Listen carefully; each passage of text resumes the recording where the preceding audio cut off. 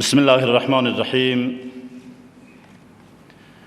اعلامیه شورای سرتاسری علمای افغانستان.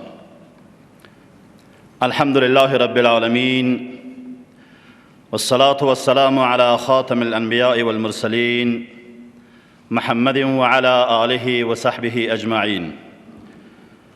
شورای سرتاسری علمای افغانستان به سلسله جلسات نوبتی خویش از تاریخ 28 سی برج سرطان 1395 تشکیل جلسه داده روی موضوعات و مسائل مهم بحث و گفتگوی همه‌جانبه به عمل آورده اعلامیه ذیل را صادر نمود. 1. قوت‌های امنیتی و دفاعی کشور برای دفاع از دین، وطن، تمامیت ارضی و حاکمیت ملی می‌رزمند و قربانی می‌دهند که از نظر دین مقدس اسلام بدون شک مرگشان مرگ شهادت است، چنانچه حضرت رسول اکرم صلی الله علیه و آله و سلم فرمودند: عن سعید بن زید رضی الله عنه قال قال رسول الله صلی الله علیه و سلم: من قتل دون ماله فهو شهید و من قتل دون اهله فهو شهید و من قتل دون دینه فهو شهید و من قتل دون دمه فهو شهید. رواه ترمذی و النسائی و ابو داود. هر کسی که به خاطر دفاع از مال، ناموس، دین و نفس خود کشته شود شهید است. متاسفانه برخی مردم تحت تأثیر تبلیغات منفی دشمنان وطن قرار گرفته و در بعضی مناطق کشور از ترس مخالفین مسلح در مراسم نماز جنازه منصوبین اردوی ملی، پلیس ملی و امنیت ملی کمتر اشتراک می نمایند. لذا شورای سرتاسری علمای افغانستان از ملت مسلمان و مجاهد تقاضا می نماید تا به اهتمام کامل در مراسم نماز جنازه شهدای مذکور اشتراک نمایند و زیر تأثیر تبلیغات مغرضانه دشمنان نروند و نیز از محترم رئیس صاحب جمهوری اسلامی افغانستان تقاضا می نماید: الف، به منظور انجام وظیفه دینی و ملی و به خاطر قدردانی از مقام و فداکاری شهدای عزیز نیروهای دفاعی و امنیتی کشور، حقوق و امتیازات سربازان و افسران پس از شهادتشان قطع نشود و تا زمان رفع احتیاج به خانواده های شهدا به صورت آبرومندانه رسیدگی صورت گیرد.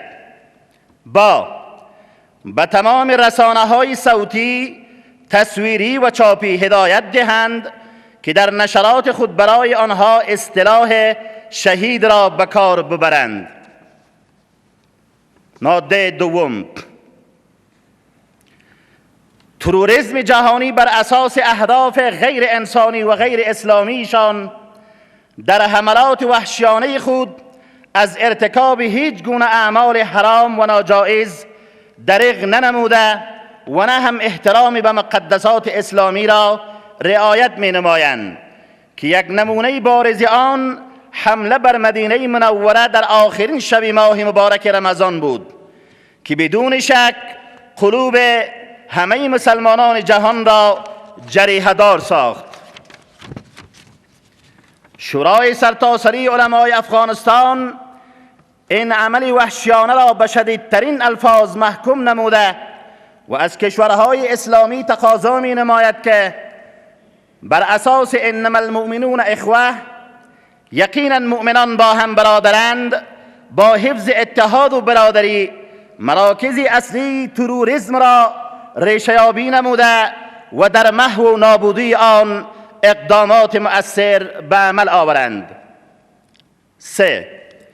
این یک حقیقت واضح است که جنگ بین مسلمین از نظر قاعده اصولی در ذات خود یک عمل قبیح می باشد. این قباحت جنگ زمان زیادتر می گردد که انسانها برای به دست آوردن اهدافشان به عوض راه‌های مسالمت آمیز بر تداوم جنگ پافشاری نمایند. بدون شک به اساس اصول اسلامی هر جانبی درگیر که به عوض صلح جنگ را ترجیح می‌دهد، مسئولیت آن به نزد الله و ملت سنگین‌تر می‌شود، چون همه ما مسلمان بوده و اسلام را به حیث یک نظام در تمام ابعاد زندگی خیش قبول کرده ایم. بناهن از این حقیقت انکار کرده نمیتوانیم که مسئولیت جنگ‌های ذات البینی که مسلمانان که در آن کشته میشوند به دوش رهبران گروه‌های درگیر بوده و آنها نمیتوانند خود را از این مسئولیت تبرئه نمایند.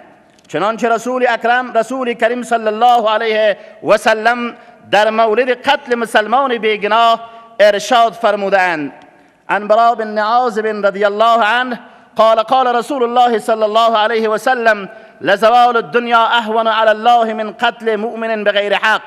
رواه ابن ماجه بسند صحیح.